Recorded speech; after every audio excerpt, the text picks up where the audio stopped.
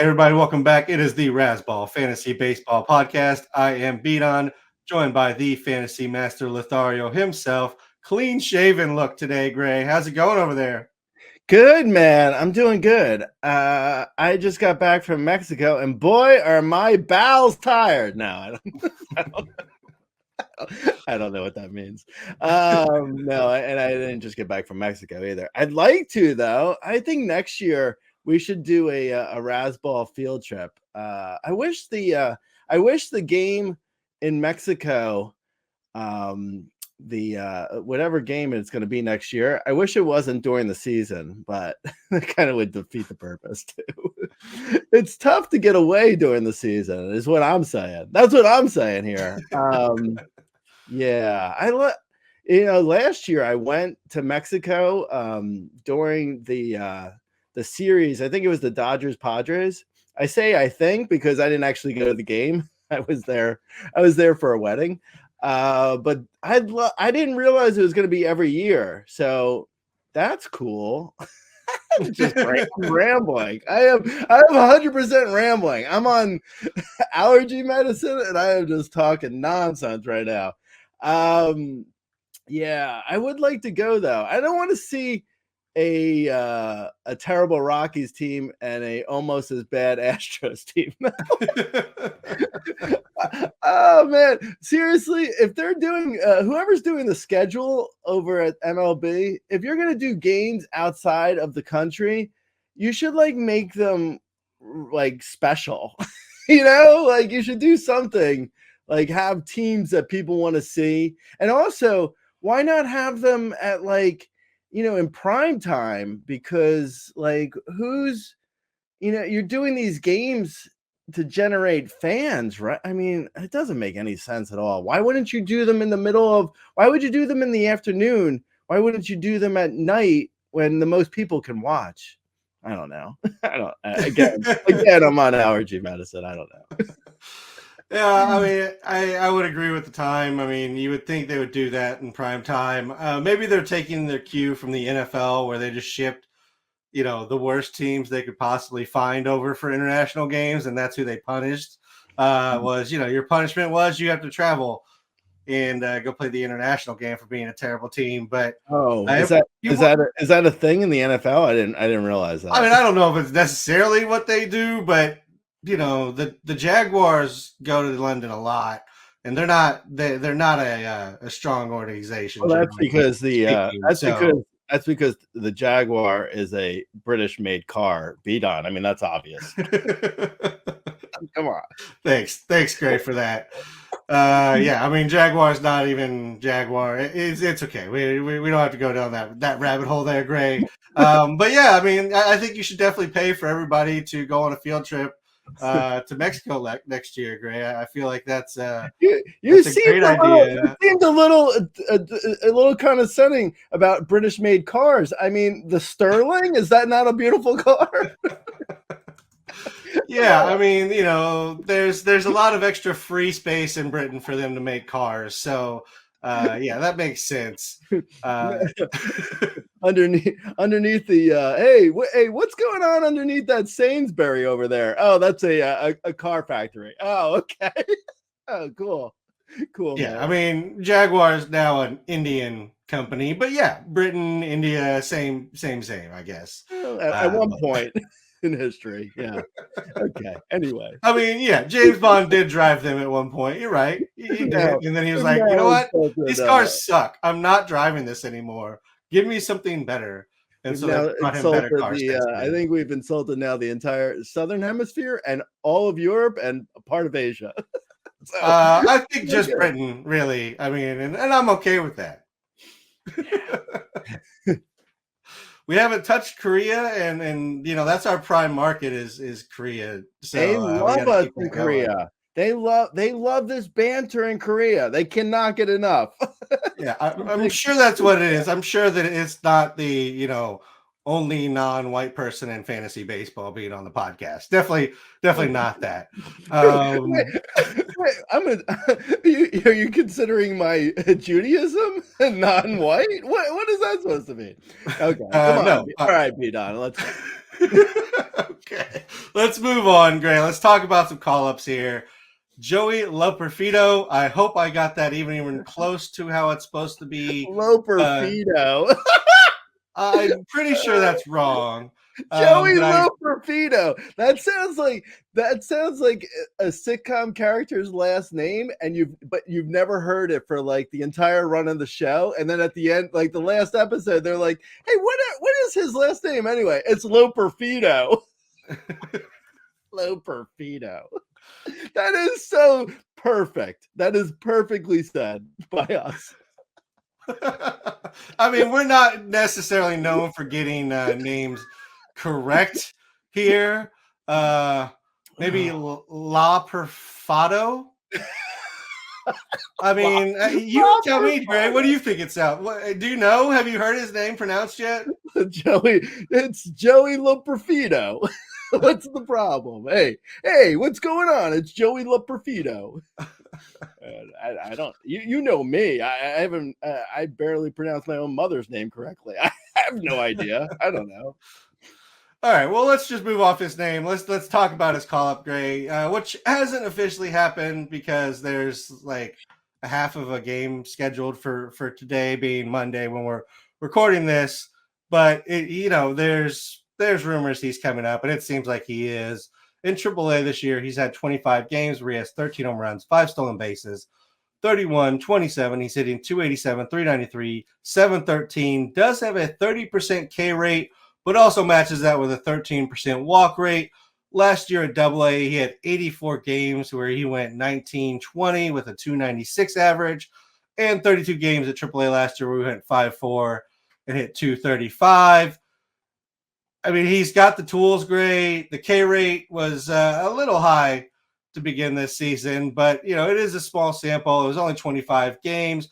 He was number 1 on the Astros prospect ranking, according to Itch, in the preseason. How do you feel about Joey? And I'm just going to not pronounce his last name now. Joey Loperfido. I was just looking because Itch just dropped his top prospect stash list, and at the top is Skeens, obviously, but Loperfido was on there. He was listed as a top stash. So the Astros for the last 3 weeks they've been filming a remake of Weekend at Bernie's with Jose Abreu. So a lot of people don't realize that, but that's what's been going on with Jose Abreu.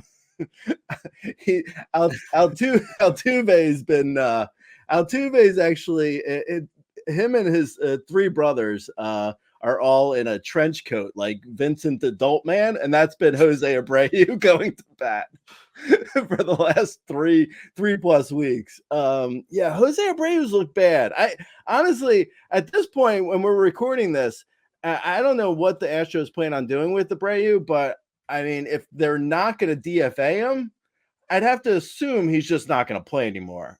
Like he's cooked. He's as cooked as cooked can be. I mean, he is super cooked. He's well done, but not in a good way, but as in like a steak that is overcooked. That's Jose Abreu right now. I would say, Loperfido clearly has contact issues, as you mentioned. So I don't know if he's really I feel like he's going to come up and he could hit for some power. He's actually got some surprising speed for as much power as he has. He looks a little bit like a donkey in some ways, not like a literal donkey, and not like donkey teeth. I mean, like Adam Dunn was big donkey, and that's what Loperfido's stats look like huge power, a little bit of surprising speed, and no average. And walks. So 3 true outcome guy. So my biggest concern with him is he's just gonna swing and miss so much. He's not gonna really, not gonna be worthwhile in most mixed leagues. In AL only, obviously you pick up everyone. He's already rostered in AL only anyway, so that doesn't even matter.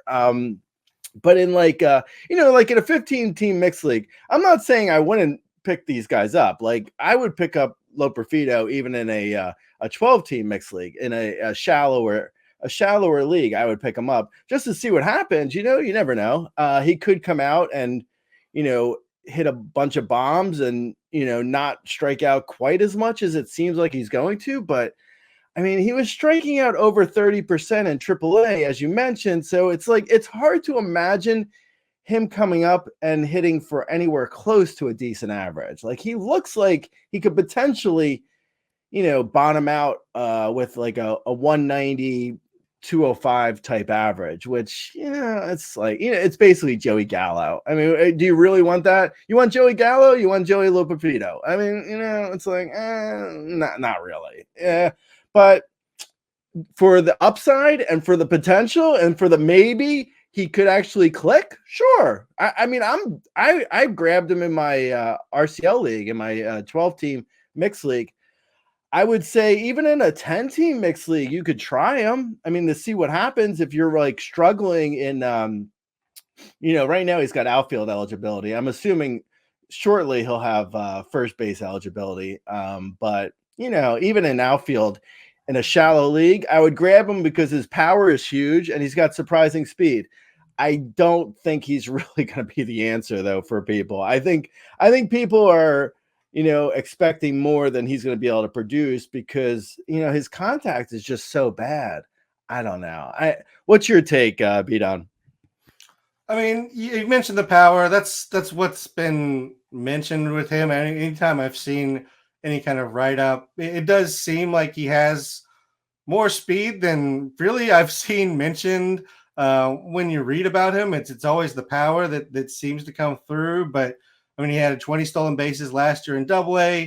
He had 30 the year prior in A-ball. So, I mean, it looks like he does have some speed to go with the power. The K's have been bad at AAA. I will say they were better at AA and below. He sat kind of in the 20 to 22% rate rather than the 30+%. And those have been very small sample sizes within AAA. Like he hasn't played more than 40 games at either last year or this year. But, he's played now, 60 games or so at AAA and been a 30% K rate. So you're probably right that it looks a little 3 true outcome to begin with. But at least that gives them something different than what they have at first base, which is Jose Abreu, who can't hit a home run or anything really.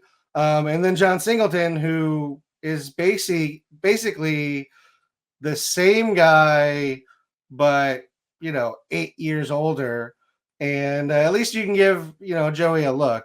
And we'll never say his last name again on the show.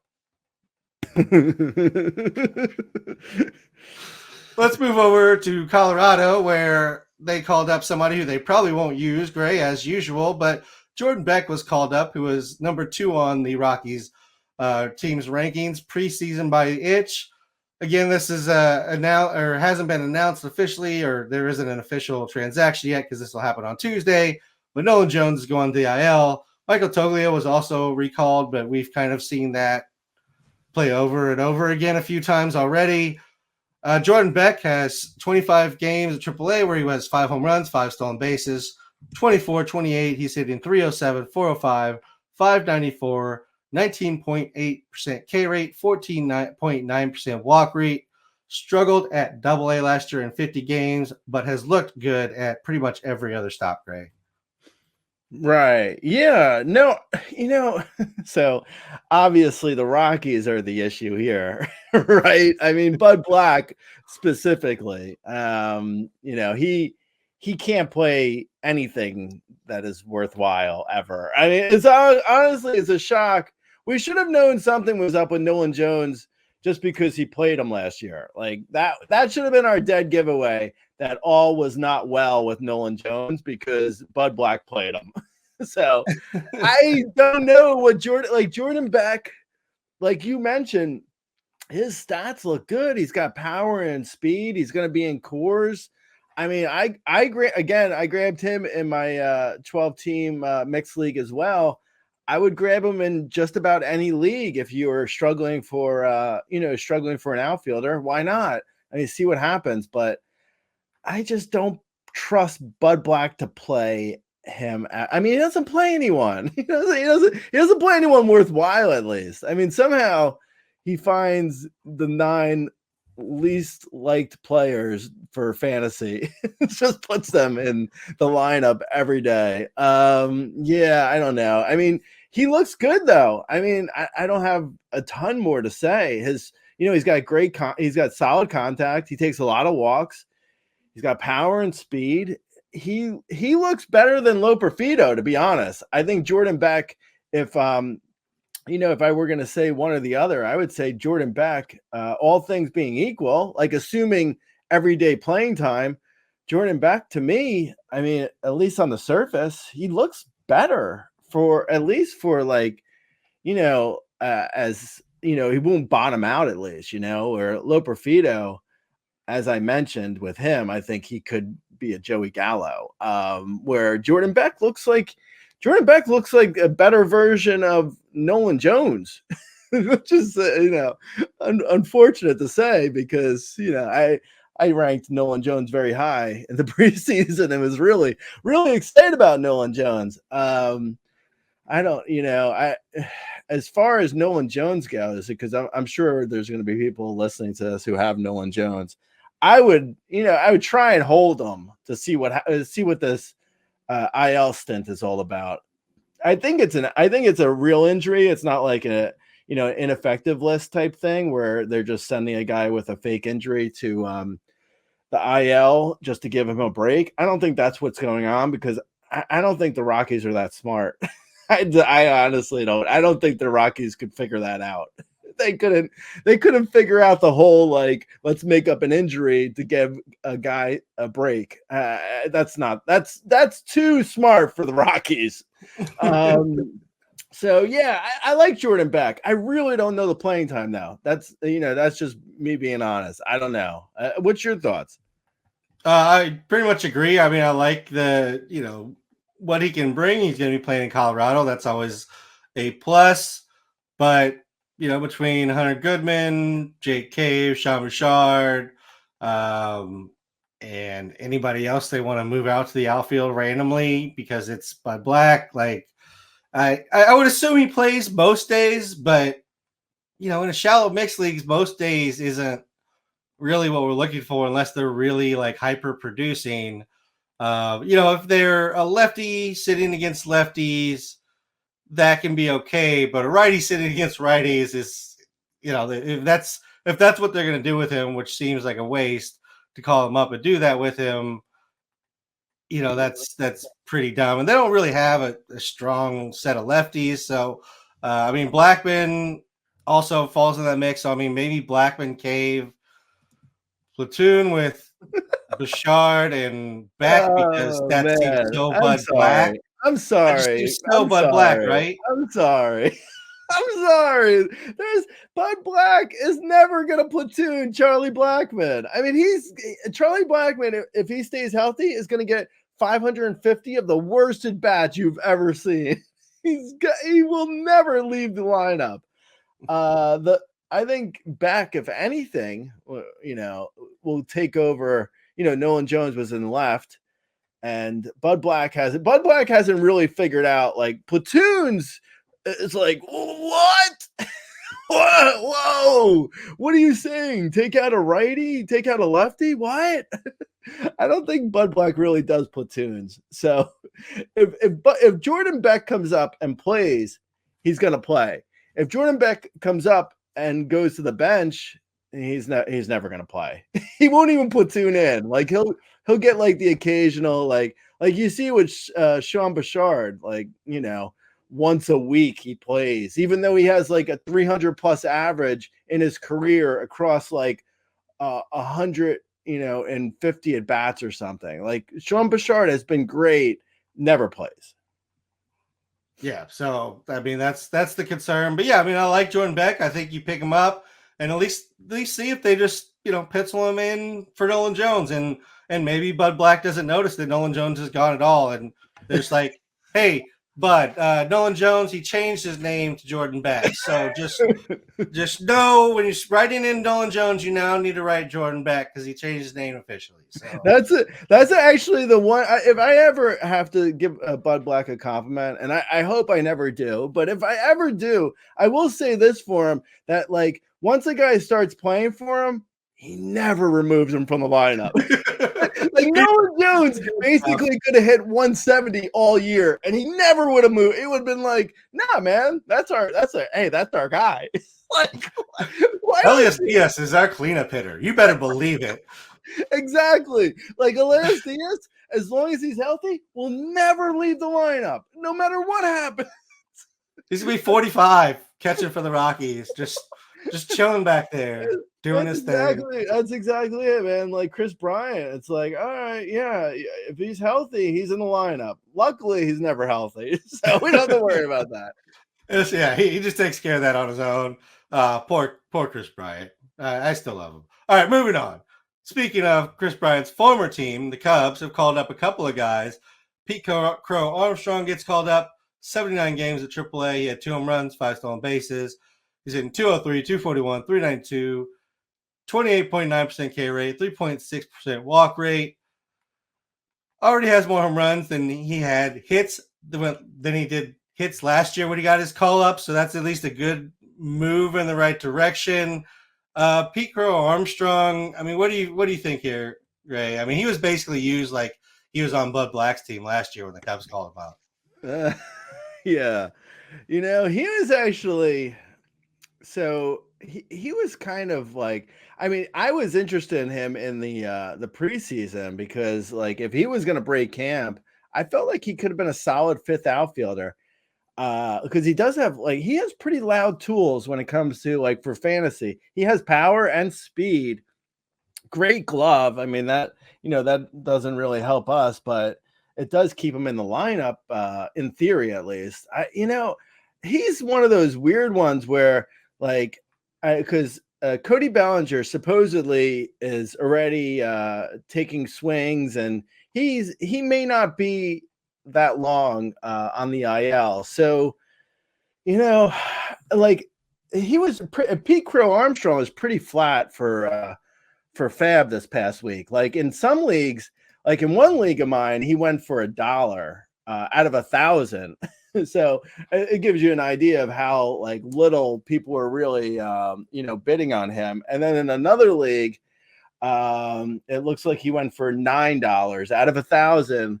And that was, and a follow-up bid was for $6. So it's like very little bidding on him. Like no one really seems to care about Pete Crow-Armstrong, which I mean, I kind of get it because, like I said, what's his playing time once Bellinger returns? Like it would seem to me that, there's a good chance that he's going to get knocked out of and knocked back to the minors, not only knocked out of the lineup, but, sent back down.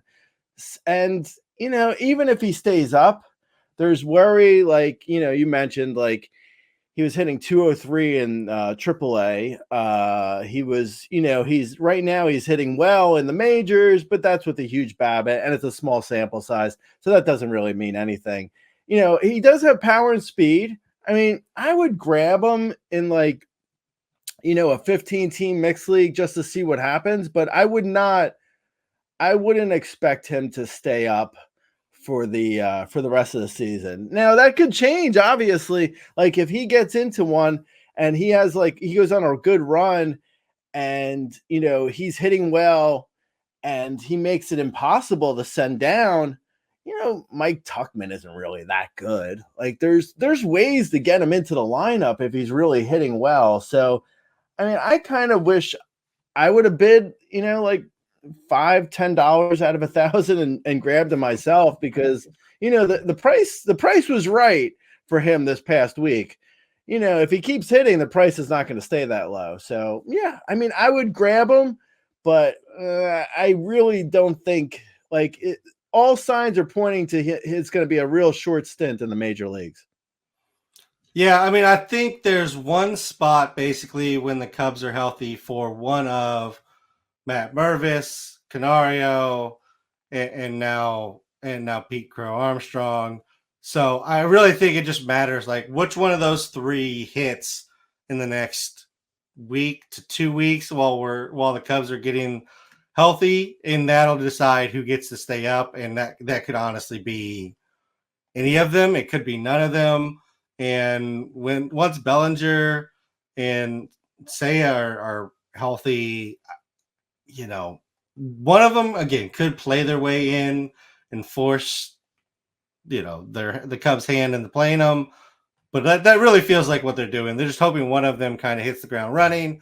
They'll play that guy, and then that guy may have a chance to stay on. I mean, Tauchman right now, I know we joke about him all the time, and we gave him crap all the way going back to preseason, but like he's hitting 294. He has a 429 OBP. So, I mean, he's not going anywhere while he's hitting like that.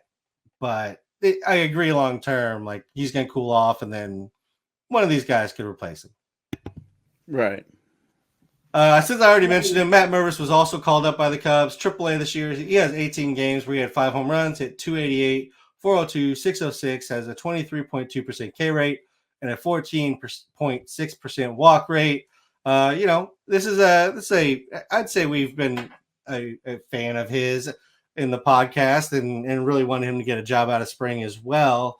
Matt Mervis, are you more or less interested in him than PCA? Mervis is kind of interesting because like he doesn't seem like on the surface, his peripherals don't look terrible. Like he makes decent contact or has started at least in the last year. I don't know. I mean, I'm guessing like his BABIP looks low. Let me look to make sure. Yeah, I mean, it looks like he hits a lot of fly balls, so he's going to have a low BABIP. He hits actually a decent amount of ground balls too. He doesn't really hit many line drives, so he makes a lot of weak contact. I guess is his probably main issue. I feel like with Matt Mervis, there's so little, what is he going to do? He's going to platoon, right? So he's going to platoon, assuming Bellinger's return doesn't completely knock him out of the lineup or back to the minors. At best, he's going to stay in the lineup and platoon. And now across, he actually hasn't had that many major league at bats. So across almost like 120 at bats, he's hitting 162 with 3 homers. But again, that's with a low BABIP. But on the other hand, I mentioned why the BABIP was low. So, there's not like a ton here that I'm like crazy excited about for most mixed leagues. At least 12 team and shallower. 15 team, sure. I mean, you could try it in a 15 team to see if he catches on and finally clicks. Because at one point, I mean, people did think he was going to be the answer at first base for the Cubs. Like that was what everyone was thinking. And then, with Bellinger coming over and, Bellinger can play first. So it's like, it hurts Mervis a little bit. I don't know. It just doesn't seem like the Cubs really want Mervis to work.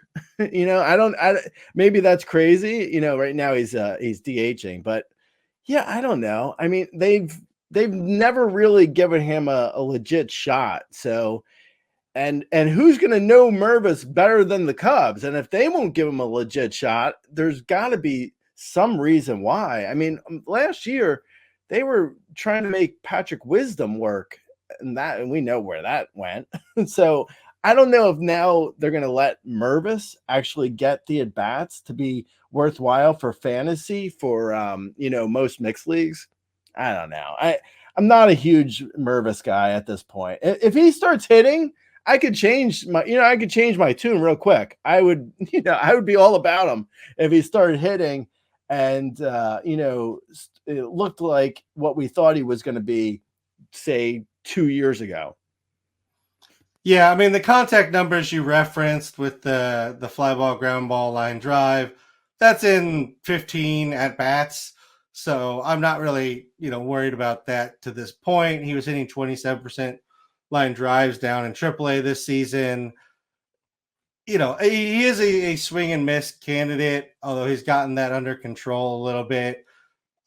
I mean, I like Matt Mervis. I would say what I said with PCA, which is just one of these guys is going to hit the ground running, and that's going to be the guy who has a chance to get playing time for the Cubs. So, I mean, I would pick him up at the same rate I would pick up PCA.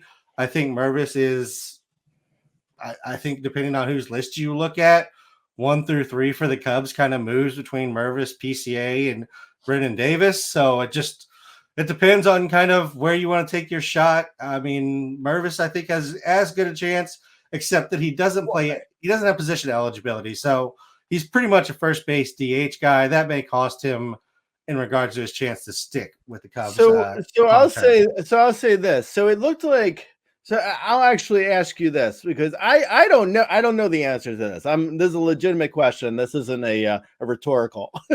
Why have the Cubs not given Mervis a legit shot to actually play since, like, it looked like his breakout in 2022, he had 14 homers in 53 games in AA, then went to AAA and had 15 homers in 57 games, 29 homers in one minor league season, hitting around 300, by the way, with good contact numbers.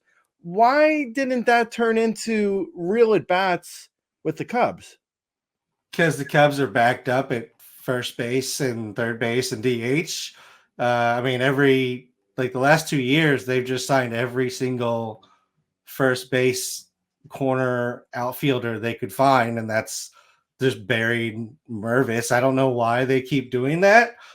We keep seeing them do that. They brought back Bellinger and then brought in like 3 more corner infielders for spring training. I mean, Garrett Cooper already got sent away. Michael Bush has been called up. Wisdom's still on the active roster, so he's still around, obviously.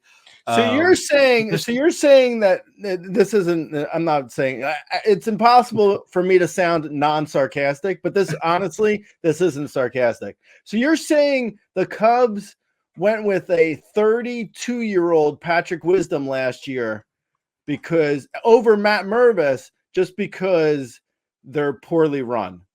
Yeah, I mean, it's the Cubs. That's fair. Yeah. Okay. They are poorly run, and it's okay. Because from the outside looking in, I can infer either they're poorly run, or I can say the Cubs know what they have in Mervis and think so little of him. They're just like, he's a quad A player, and we don't want to play him. That could be the other look. It could be. It definitely could be. I mean, if you look at the numbers of AAA versus what he's done in his, again, very brief stints in the majors, you could definitely infer he's a quad A player. Again, I don't think they've ever really given him a legitimate run to, sit down and figure out what he needs to do in the majors and do that. But also, like, he's running out of things to prove at AAA as well. So we're getting to that critical mass where they're going to have to play him, trade him, or just, we're going to know that you're right, in which case he will be just a quad A bat. But I still believe it should. I mean, it's like they should be sued for malpractice for giving Patrick Wisdom like over 350 games of the last 3 years, when he's a 214 hitter in 384 games, and he's 32 years old. I mean, the fact that he hasn't been traded for a middle reliever is like malpractice. But anyway, we've talked enough about the Cubs. Yeah, I mean, they could have traded him for anything, Gray. It's really not. Just we can move on. Jackson Holliday was sent down. We're just going to continue with negative. Speaking of quad A. Thanks, Gray. Thanks for that lead in. I'm sure that'll be really fun in the comments. The biggest question here for our purposes, Gray, is are you holding him for redraft? Obviously, this is not what you wanted to see from his beginning of the career. Right. But like you can look at the Orioles, like Colton Cowser struggled. Adley was terrible his first month. Grayson struggled for like 2-3 months, like last year. There's also, Jordan Walker in St. Louis, so he could go that way, I guess. But, he had 125 BABIP, a 61% first strike, a 16.2% swinging strike with a 50% K rate for his 0.59 average. Gray, are you holding him for redraft? So as of right this second, I actually have him in one redraft league still. That's a 15-team mixed league, and I have I think 6 bench spots. It's a NFBC thing, and I think I have 6 bench spots. And for right now, I'm holding them. We'll see how long that lasts. I could see dropping them in most mixed leagues. This past weekend, Mish asked me when I thought Jackson Holliday was going to come back, and I feel like it could be September. Like there's no reason to bring him back. I mean, he could come back sooner. Like don't get me wrong. Like Westberg has an injury or Mountcastle gets injured. Like something happens, they need a bat, and Jackson Holliday is once again hitting like 350 in AAA. They could bring him back. Like it wouldn't be like completely shocking at all. But if nothing extreme happens, I mean, I really wouldn't be surprised if Jackson Holliday doesn't come back until September. I mean, there's really no reason to bring him, especially after what he just did. It was so bad. But again, I've said this analogy or I've said this comparison, so many times. But like Mike Trout wasn't good his rookie year. Yeah, things happen. It's not the end of Jackson Holliday's career. It's just a random bad 2 weeks. Unfortunately, if you stashed him from drafts, it kind of stinks because you wasted that bench spot all those weeks. But oh well. I would say drop him in most mixed leagues, except unless you have room, like I mentioned. Yeah, I mean, I guess I'm more positive on when we're going to see him back. I think we see him back sooner rather than later. I mean, I think he goes down for 2 weeks to a month, continues to crush AAA because I don't see any reason he wouldn't do that, and then gets brought back up. I mean, it's not like Ramon Urias's bat needs to stay in the lineup, so they could definitely move him out and stick Jackson back in. I think he's seen Major League pitching now. He has, at least some idea of what he needs to go down and kind of work on.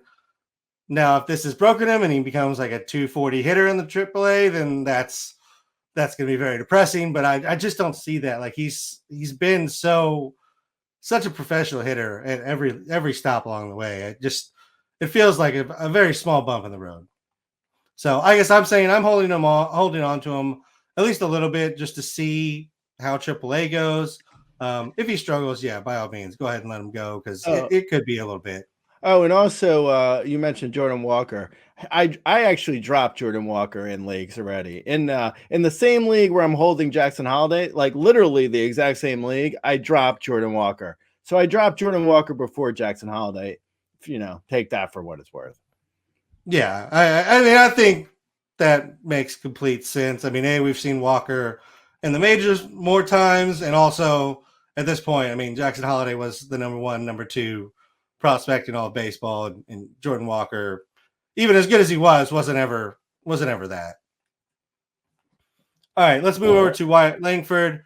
He finally hits his first major league home run, and doesn't even leave the park. Gray is an inside the park job. I really wish I would like Wyatt Langford more than anyone else. And see, every year I say to people, don't pay attention to spring training stats. But I mean, I am a fool just like everyone else. I am possibly a bigger fool. And I could not resist. I resisted the hype for Langford in every league except for one league. And in that league, it was like the last draft I did, and I got sucked in, man. But I really wish I didn't see all those spring training home runs because, man, and you know what? It'll happen again next year. Like, this is not this is not to call anyone out, but, people all the time, like on Twitter, or they'll even write articles about like which guys are hitting well in spring training. And it means nothing. It means so little. It's like, it's so irrelevant. Like Jung-Hoo Lee was another one who I wish I never knew about in spring training. Everyone's like, oh, his exit velocity. Oh, Jung-Hoo Lee. Oh, his exit velocity is so good. Yeah, I wish I could like exit velocity off my teams, man. Really, I wish I could get him off my teams. Anyway, sorry, I didn't mean to interrupt. Hey, Jung-Hoo's been fine. He's got a couple of runs, couple stolen bases. He's fine. Leave him alone. Wyatt Langford, he's hitting 248 with a home run and 1 stolen base. He does have a 15% infield fly ball rate currently. The batted ball numbers don't look great. 127th in barrels. Barrels is whatever. 185th in hard hit. 197th in average exit velocity. 201st in EV 50. 57% first strike rate. Only a 6.2% swinging strike rate. So he's not missing a lot. He's just not hitting the ball hard, and this is maybe a little bit damning, as he has a 312 BABIP with that 248, so it's not even like he's getting necessarily unlucky, Gray. No, he's not. Yeah, it's not great. Man, Wyatt Langford, man. Yeah, I mean, it's like, it's hard to say, like, what's the issue, I guess. It looks like, to me, the issue is like spring training. That's like the expectations. Honestly, the expectations even went back further. Like, I'm not going to call anyone out, but I remember hearing about how Wyatt Langford was going to be I rely on other people when it comes to prospects, and everyone was talking up Wyatt Langford. Now, he could still be good. I mean, like Jackson Holliday can still be good. Like, it's not the end of Wyatt Langford's career, obviously. This isn't who he's going to be his whole career. Wyatt Langford, at least, is still in the majors and playing every day. So, I mean, he can change his fortune. But with that said, like, why I say spring training is the issue is like, because I don't know this for a fact, but his launch angle is insanely pronounced right now. It's like at 17 degrees, his launch angle. So to me, that says he's trying to hit home runs, which, he's obviously not doing. So if you're not hitting home runs and you're hitting a lot of fly balls and you're making weak contact, it's going to lead to him hitting 248 as he is right now.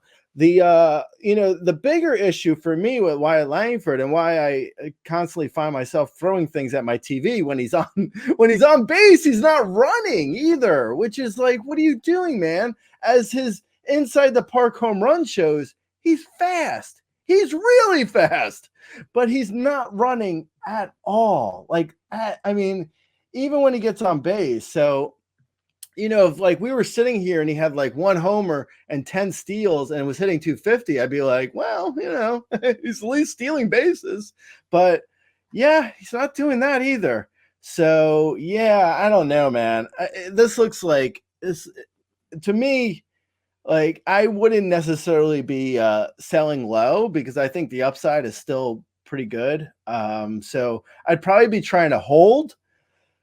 Unless you can get draft price, which no one's giving you draft price at this point. So, I mean, more than likely, I think you're gonna have to hold. Yeah, I mean, I still believe in him. I mean, he's hitting 248, so it's not like the world's crumbling. He doesn't have a 50% K rate or anything. I think he's just pressing. I think he's trying to do what he was doing in spring training, which is just smash everything out of the park. He's not in the best home stadium for that either. That's not helping his cause. But yeah, I would preach patience with him. You're not going to get what you probably should in a trade for him. Would you trade significantly better on the player rater, Cedric Mullins? Would you take Wyatt or Cedric Mullins? Oh, I would probably take Cedric Mullins at this point. I mean, Okay. it's because like Mullins, to me, Mullins is like a poor 2020 guy, right? Like a not a great average, but 2020, and he has even better speed than 20. But that's usually, it's around where he goes. And Wyatt Langford, we're hoping we get anywhere close to that. So that's like, the pie in the sky hope with Langford is we can get to 2020 with a 250 average. And Cedric Mullins is like, that's what he does pretty consistently. And he has like, a 240-ish average kind of thing. All right. What about other former top prospect? Riley Green. Would you take Riley Green or would you take Wyatt Langford? Again, I'd probably go Riley Green. And I don't know if I don't think this is really selling low necessarily. Like I know I just said I wouldn't sell low on Wyatt Langford. But I think Riley Green's been solid. I think Riley Green, I wrote a sleeper post for Riley Green, so I'm a little bit biased. I like Riley Green. I'm a fan. I was a fan of Langford though too. I don't know. I would probably go Riley Green. That's tough though. I mean, that's a close one. Wyatt Langford or Bo Bichette. No, I'm joking. Oh yeah, that'll be a fun one. Don't even answer. I will say, and we mentioned this in the preseason when we were talking about Langford and Carter and really Texas as a team.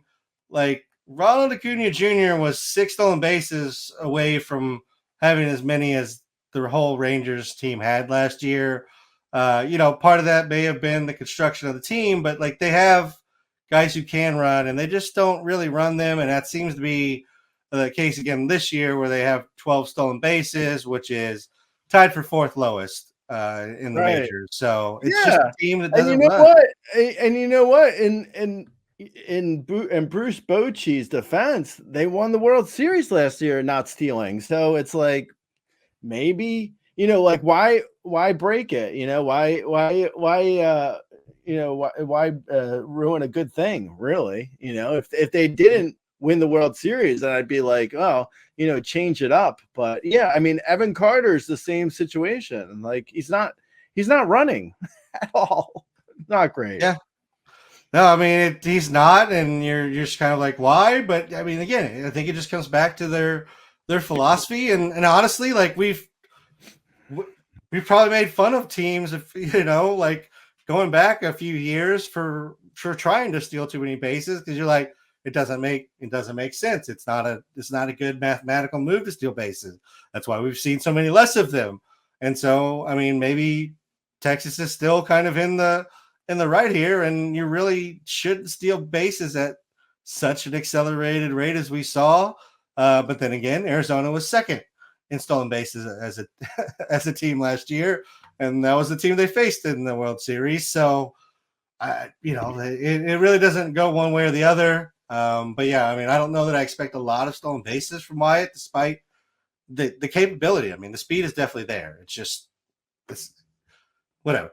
We'll move on. Let's talk about the Blue Jays, Gray. You brought up Bo, but let's start with Vlad. I mean, all the Blue Jays are struggling. All the big names out of the gate here. Vlad has 3 home runs. He's hitting 218, 323, 336. He's got the worst K rate of his career, which is still only 21.3%. But for Vlad, that's pretty awful. 12.6% walk rate is fine. Fly ball rate is under 30%. Ground ball rate is over 50%. 66% first strike rate, which is the worst of his career. 11.4 swinging strike rate, second worst of his career. I mean, batted ball seems fine, but other than that, Gray, like everything else seems out of whack here for Vlad. Where are you at on Vlad Jr.? Yeah, I think now that we're seeing like his. Yeah, it's weird because Vlad Jr. he's always so highly taught in projections, right? Like, because his contact is usually so good that projection systems love him. And that's just not like Steamer or Razzball, like not only like other people's projections, ours as well. Not necessarily mine because I do my own, but I'm saying Steamer Razzball projections also love Vlad Jr. And they all do because, like, he usually has such great contact that it's hard not to like it. But for fantasy, like, I think we're gonna look back at, like, Vlad Jr. to me, like he seems to me like he's going to like become a solid, like, 20. He seems like he's going to become a solid 27 to 32 homer guy with like a 260 average and whatever counting stats come with that, and a handful of steals, which is fine, but that's it. Like, there's no, like, and if you compare that, like, I think I was even saying this in the preseason, like, if you compare that to a guy like Christian Walker, who was going like a few rounds after Vlad, it's the same thing. If not, like, Walker's upside with power might even be better, but it's like, it's essentially the same thing. So it's like, what are you getting from Vlad? This hope that he's going to return to like his 2021 season when, that was so, like, he was in minor league parks. Like, he's not a 48 homer guy. Like, he doesn't even appear to be a 300 hitter. Like, he's a solid, like, 27 to 32 homers, 270 average, which is fine. That is totally okay. But that is not, like, we're never going to see like the top, 10 overall Vlad Jr. again without him getting into a crazy amount of runs, like 110 plus runs and 120 plus RBIs. Like, without an insane counting stats year, we're never going to see a top 10 Vlad Jr. year again. Like, it's just not going to happen. He's just not that type of player. He's more of a line drive hitter. If anything, he's kind of like, I mean, pound for pound, he's a really good hitter. Like, don't get me wrong. Like, he makes good hard contact. He hits a lot of line drives.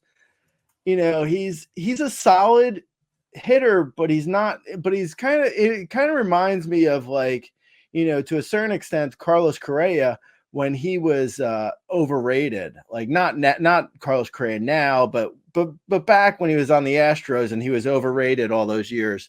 Like, he never really had speed, but he hit for a good average, and he hit for, for like 27 homers, and people were like overrating it because of how good the contact was. But just because it's good contact, it doesn't mean it's necessarily great for fantasy. And I think that's what we're seeing with Vlad Jr. He's just not that great for fantasy. He's fine, but, like, people were asking in the comments actually today, like, would I take Josh Naylor over Vlad Jr.? And I would. I prefer Josh Naylor. Yeah, I mean, I feel like every year we kind of talk about Vlad in the preseason. It's like you're really just banking on the hope of better things, like, what we've seen before. And it's really based on just the team around him and him having counting stats, which is, kind of the issue that we talk about with most guys who don't have speed. Like, unless they're hitting 40 home runs consistently, or, 35, whatever that number is for you, like, they have to hit a certain number of home runs to be valuable on their own. And if not, like, they're the end of year player rater numbers and just even in season production does not really live up to our expectations. And there's guys at first base that give you what he gives you at a much less cost. Again, maybe without some of the upside, but as you mentioned, the 48 home runs, that was a weird season where they were in a different ballpark. And so it's a little bit different. And I don't know that we ever see, 40 home run Vlad again. So I think there needs to be a little bit of adjustment back down a little bit for our expectations for our game for Vlad. He's still a great, baseball player, but yeah, I mean, as you mentioned, there's a number of first basemen that I think you could look at and take. You already mentioned Naylor, you mentioned Walker, Spencer Steer, who's gotten off to a great start. I mean, any number of those guys definitely Steer's a great example because it's like I don't think most people in fantasy, like at least when they were drafting, they weren't taking Steer above Vlad Jr. And like you look at Steer's numbers and you're like, he's got at least 10 extra steals than Vlad Jr. So Vlad Jr.'s got to make up that difference. He's going to make up that difference in power.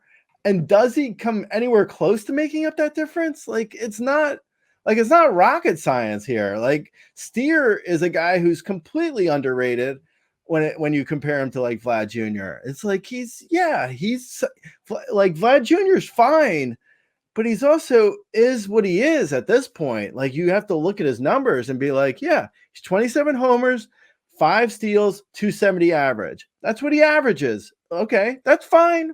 I mean, it's not bad, but it's also very like you can find that elsewhere. Yeah, I mean, if you threw that line out and threw it against guys who go in like the 120 area, it's probably about the same. You'd think like Vlad hits the ball so well. He doesn't strike out, takes walks. The average is going to be high, but he really doesn't have.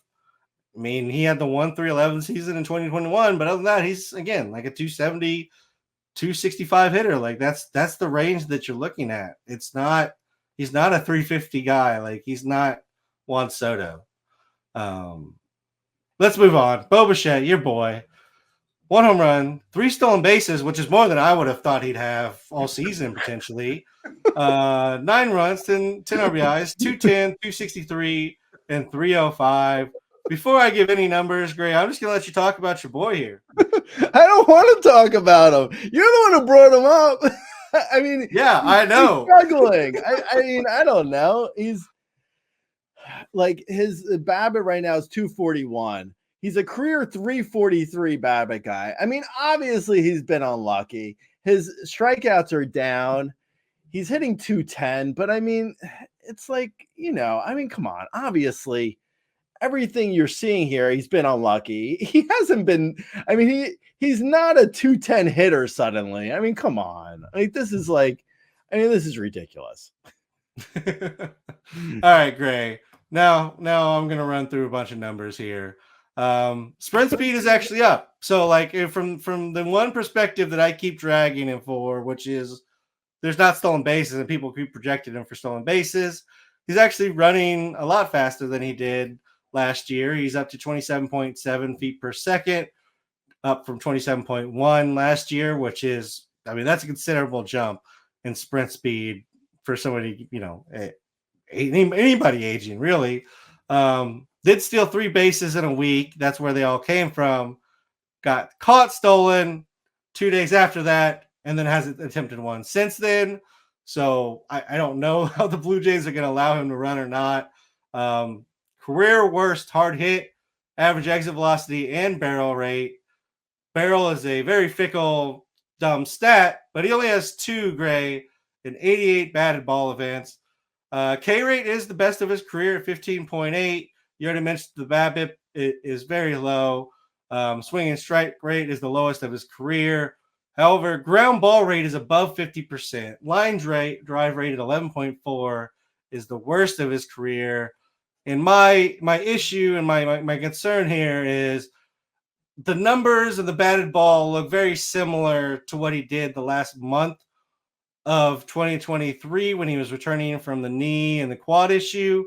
And I'm just wondering if he's just not really healthy, Gray, or he still doesn't trust it. Because it looks like the 260 version of Bo, not the like 330 version of Bo. Okay. Okay. All right. All right. All right. I won't it's even. like you can't say his sprint speed is up. He's stealing bases, but maybe his knee or quad is bothering him. I mean, it's like, make up your mind, man. Like I don't know. Like I don't know why. I mean, running is different than I torquing know through a we swing. nitpick. I know we nitpick on Bo Bichette because you like making fun of him, and in turn, it becomes like, it's like, let's watch Gray squirm, and this is like the segment of the show where Gray gets annoyed. I know that's what's going on, but it's like, I don't know what you want. Like, yeah, I mean, he's got a low right now. He's not hitting the ball very hard, but his strikeouts are down. His BABIP's super low. I mean, if you think he's now a 240 BABIP guy and no longer the 340 BABIP guy he was, then I guess that's what he's become in 3 weeks. I don't know what you think. I don't know. No, I don't think that's it. I'm worried that he's not necessarily the swing. Something's wrong with the swing since coming back from the injury. Would you trade him for Jazz Chisholm? Or Jazz is like, he productive while injured basically. So yeah, I mean, I don't know. I mean, Jazz Chisholm to me doesn't. I mean, it feels like everything the Marlins are touching this season is turning bad, which is it's kind of ridiculous. It's it's pretty anecdotal. Jazz Chisholm's numbers, like his numbers look fine. Like if someone were to go, I'll give you Jazz Chisholm, who looks like he's on his way to a 2020 year. I mean, I guess it's like it's worth considering with Bo. I don't think they were that different in the preseason necessarily. I think I probably had Bo above Jazz, but yeah, I would probably take Jazz now. I also feel like by next week, Jazz Chisholm could be injured and out for 2 months. Like that, definitely. So I mean, would I Bo Bichette or I don't know who's someone who was much less regarded by me. Yeah, I don't know. I mean, this is your thought puzzles, not mine. That's all right. We'll move on. Tristan Casas goes to the 60-day IL with his rib issue. It was more severe than the 10-day IL. The Red Sox traded for Garrett Cooper from the Cubs in 123 games last year. Cooper had 17 home runs and hit 251. It seems like as soon as Tuesday, Garrett Cooper is going to be a full-time player for the Red Sox. Are you interested in Garrett Cooper? Yeah, from following Red Sox people, I didn't realize how much how little regarded Bobby Dolbach has been. No one likes Bobby Dolbach at all. No, they really do not. I didn't realize that until recently. Yeah, they really hate him. But yeah, I mean, Cooper, I feel like he's probably still just an AL only guy at this point. And even there, I don't know. I mean, yeah, I like Cooper in AL only, I guess. Mixed league, it's a little bit harder to get excited about him. Best case scenario is he's essentially Justin Turner. Worst case scenario is he gets platooned out versus righties. He only faces lefties, and he's completely kind of useless. So yeah, I mean, I don't know. I guess if it's a deep enough league, I would look at him. Yeah, I mean, I feel like Garrett Cooper has the leagues that he's valuable in, and if he's owned or not in your leagues. Typically, nothing really changes here other than he gets more playing time. Than he would have with the Cubs. I still don't think he's necessarily a full-time guy, but he's going to play most days. Speaking of a guy who's platooning is Jacob Young. However, despite platooning, he has the 5th most stolen bases in only 20 games, Gray. I mean, he's actually hitting well against both righties and lefties currently. Is Jacob Young worth a roster spot to see if he can earn full-time playing time, or even if not, is he just worth it because he's just stealing bases every time he gets on? Yeah, I mean, I kind of wish I would have grabbed Jacob Young in multiple leagues. I did grab him in one, but I wish I would have grabbed him in every league because he does look like he's playing and he's doing like the the old school SAGNOF type deal where he does nothing but run, but he runs so much that it's like worthwhile, like essentially like Ruiz on the A's. I think like there's a potential here. Like he could have one of those years where he hits 270 and steals 50 bags. Like I don't think that's out of the realm of possibilities here for Jacob Young. He's not going to hit for any power. He's probably going to, if he steals 50 bags, he might end up with like 55 runs. He's not going to be valuable in any other category. Maybe average a little bit, just because he makes contact, but even an average, I mean, he's basically like a 270 hitter at best, probably closer to like 255. I like Jacob Young a lot, actually. I think he's worthwhile in just about any league if you need steals. Like I would look at him in the shallowest of mixed leagues if I needed steals. Yeah, and I mean, with speedsters, the average is so random. Like he could hit 270, he could hit 240, he could hit 300. Like any of that could happen. And he doesn't really strike out. So, I mean, he's putting the ball in play and just letting his speed work for him. So, yeah, I mean, absolutely grab him. Even if you don't need speed, grab him, and somebody else is going to need him that you can trade him to. So he's going to have value as long as he's getting, at least the same playing time now. And I do believe, I mean, in Washington, there's no reason he can't play every day. They don't need to play Alex Call or Yarmo Villegas or Vargas at all. So there's no reason he couldn't play every day.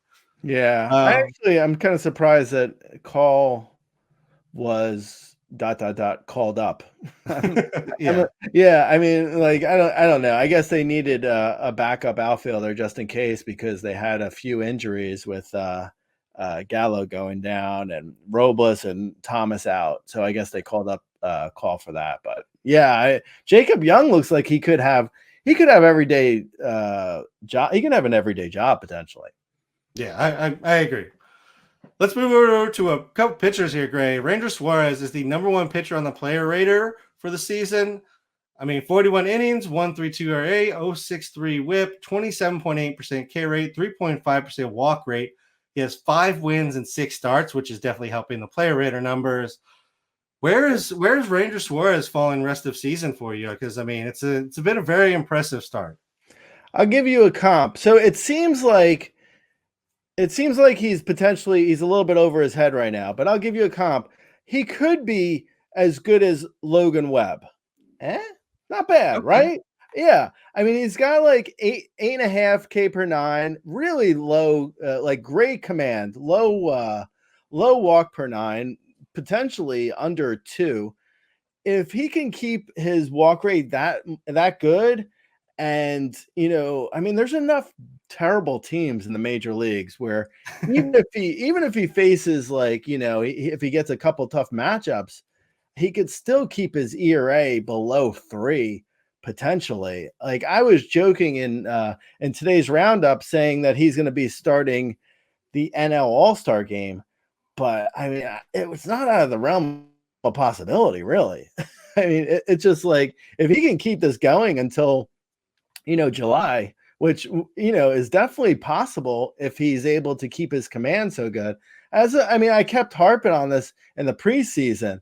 It's like the days of like getting crazy for strikeout guys are over. With fantasy, you want guys who have good command right now because of the pitch clock and the new rules. Like a good command beats everything else right now. And Ranger Suarez has that in abundance. Like he looks really good.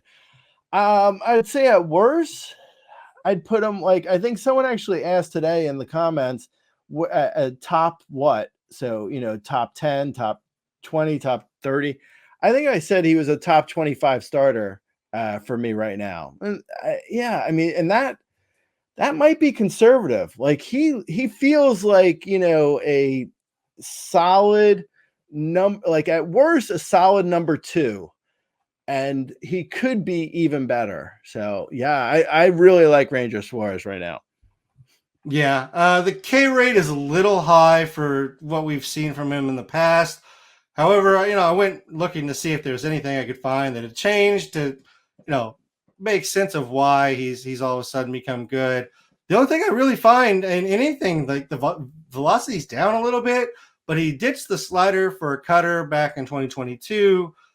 But I think he might have found the right cutter for him where like it's a little bit more movement. So it's somewhere between the old cutter that didn't move enough and the old slider that he couldn't really control and moved too much left to right horizontally. Like I feel like he's finding that, or sorry, right to left. I feel like he's finding the right movement for the cutter, and that's leading to this. That being said, I think maybe I'm a little lower than you. I think I'd probably have him like, I feel like I'd feel safe putting him top 35. I don't know. I feel like you start getting in the 25 range, like there's just guys with more consistency or guys with better stuff that I think I'm moving ahead of him. And mostly because I think the K rate's dropping, and 5 wins and 6 starts is just, that's a lot of wins luck. He's on a good team, so that it's not out of, he could get wins luck all season. I just don't know that I'd see that happening. So I think I'm more on the camp of probably selling him high. Gotcha. That's fair. Keaton Winn has 3 starts in a row where he's allowed 1 earned over 6 innings. He's averaging 5 Ks per start with only 1 walk per 34 innings. He has a 3.18 ERA, 0.97 WHIP on the season. It's 21.5% K rate, 7.7% walk rate. Is Keaton Winn somebody who is moving from the streamer to the must-own territory? No, not especially for me. It depends on the league. So in a 12-team mixed league, it's kind of hard to like he's fine as long as like outside of like really tough matchups, I'd probably be fine starting him just about against anyone at home. And then, in Dodger Stadium, no, probably not. Like if he went to Texas, no. Like there's certain places where if he was on the road, I probably would sit him. So I guess streamer in that respect, but I'm fine holding him for now just to see where this goes. My guess is he's going to end up around a 4 ERA guy. His strikeouts aren't really that good. His command isn't elite enough where I'm like totally sold on him. He's fine for now, but I think you're going to be, you're going to be looking elsewhere probably at some point. Yeah, I agree. I think that's basically what we're looking at with Keaton Winn. I think he's very solid. Like I think he's in a 15-team league. You're probably holding him, and he's probably going to be on your roster all season. If you may not start him every single start, like you said at Dodgers, certain matchups maybe not, but I think he's good enough to do that. The 12-team, it's hard to drop a guy with 3.18, 0.97 when you're looking at the numbers. I get that. So right now you're probably hanging on to him, but you're going to run into some spots where there might be somebody else with a little bit more upside that you could potentially grab. It's kind of like owning like a Chris Bassett or Merrill Kelly. I'll give you yeah, right. I was going to say it's like Jose Quintana or Keaton Winn. They're kind of the same thing. Keaton Winn has more appeal because it seems like he's a shiny new toy and has a little bit of upside, but like Jose Quintana, it's probably the same difference. Yeah, that's a good example because Quintana has a track record to lean upon where he's not been, a crappy pitcher over the last few seasons. Just doesn't stay healthy. So again, I would go Keaton Winn. Maybe it is shiny new toy or just the health concerns with Quintana, but yeah, I think that's probably kind of the right area where you're just a safe guy, nothing too fancy, nothing that's going to win you a league, but you need some guys like that. Is Jo Adell finally here, Gray? Is it finally time? Joe, hold on. Let's give Cool Whip right now is listening to the podcast. Let's give him a chance to pull into a a parking lot, like Reese McGuire. Jo Adell, man. So here's the funny thing with Jo Adell. It's gonna be like Jo Adell finally breaks out. It just took Ron Washington's leadership to get the best out of Jo Adell, and in reality, they just never played him. They literally never played him. He's never played 3 days in a row in his life. He's never played 3 days in a row before. He's like, wait a minute, hold on a second. I'm not a platoon player? You sure? I don't just sit down for 80% of games. He looks good. Okay, so jokes aside, like he's like cut his strikeouts tremendously. He's held on to his, like, you know, his walks aren't amazing, but he's held on to what little he has with walks. He's got great speed. And he's got solid power. The reason why everyone liked Jo Adell for the last like 5 years was because he had great power and solid speed, and he should have been playing every day. Like, he's a righty. He doesn't even have a platoon split. It's like, if he's not starting against righties, then he shouldn't be in the major league. So of course he should be like an everyday starter.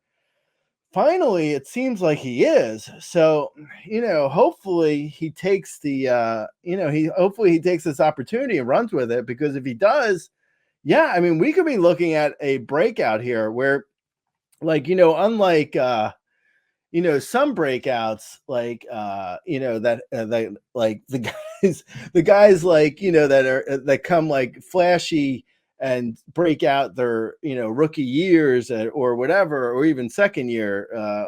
Jo Adell, it's like 6 years. It's taken him a long time. So people want to believe, like, people want to like assume that it's just like, oh, well, he had a hot week or whatever, you know.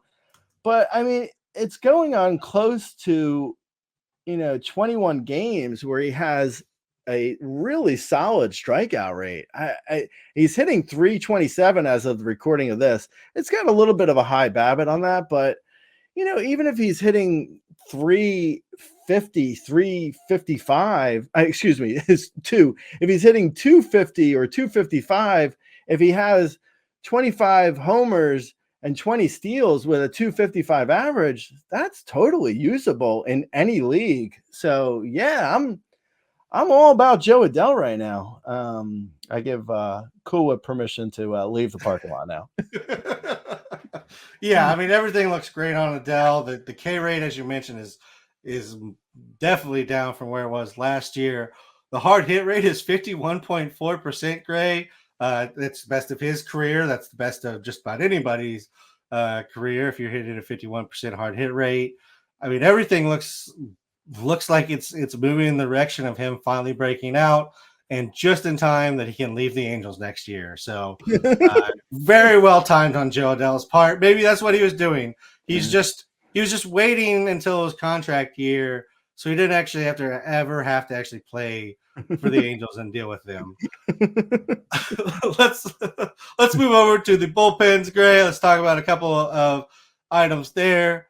Craig Kimbrell has blown back-to-back saves. He was removed from the game on Sunday with upper back tightness. That leaves a few different people who could potentially come in for him. Is there someone in particular that you like to take over for Kimbrell if he has to go on the IL? Yeah, I would assume it's probably Cano. I think he's been the 8th inning guy for most of the season, even going back to last year.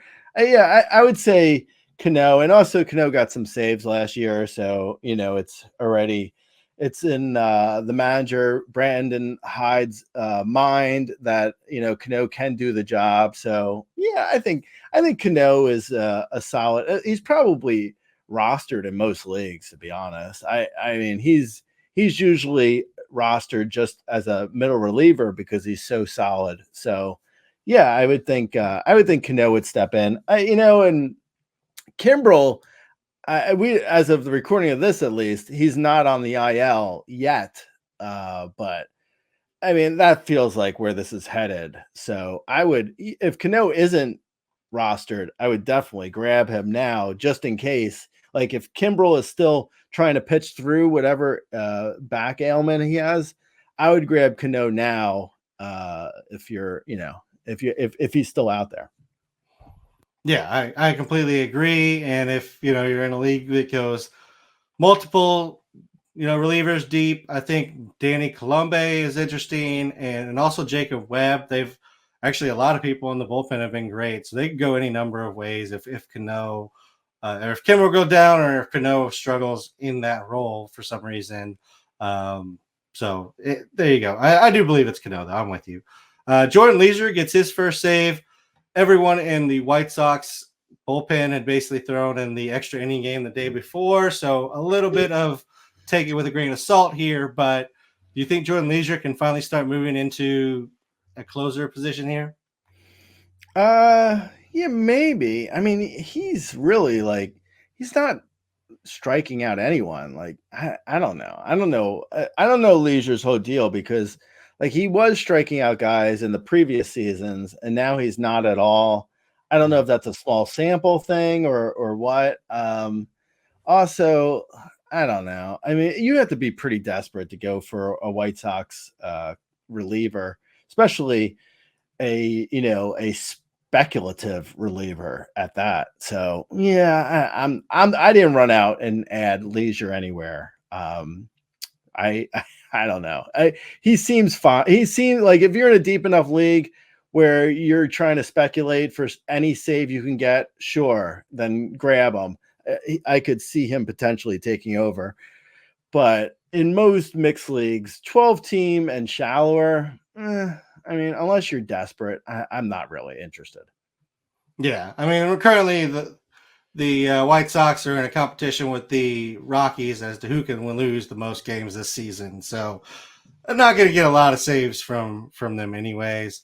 Let's move on to the waivers, Gray. Give the people some bats that they can look out for. Okay. Okay. So let's see. Connor Wong, Jacob Young, Connor Wong. Connor Wong has been really, the Red Sox lineup is depleted without Casas, and Devers was, banged up. But Wong has been hitting, I believe, cleanup or fifth, and really hitting well. I think he's hitting in the 330s. Connor Wong has looked really good. I was really happy to get him in a couple leagues as my second catcher super late. Anyway, moving on.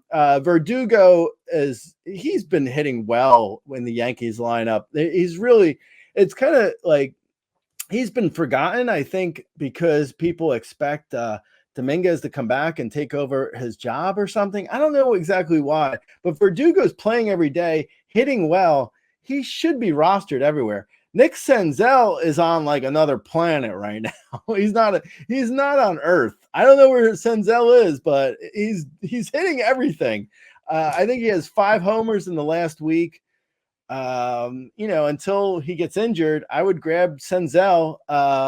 Nolan Chanel has looked good. Angels first baseman. For some reason, he's hitting 9th. Whatever is going on with the Angels lineup, I still don't understand that. Even though Rendon's out of the lineup, somehow Chanel is still hitting at the bottom of it, and Rengifo. Anyway, Trevor Larnach has looked good. He's been hot. Let's see. Cedane Rafaela going back to Boston. He's been good. Benintendi hit 2 homers, I believe, on Saturday. And then, yeah, I don't. No, not Benintendi. And let's see. Tyler Nevin, A's guy. He hit a home run on Sunday. I don't know. He might be a hot bat. So yeah, there's some names. All right, I'll give you some streaming options, and then we'll get out of here. Eric Fetty at St. Louis, Dane Dunyan at Kansas City, Ronel Blanco versus Seattle. Apologies if you missed his starts this week, because he was really great.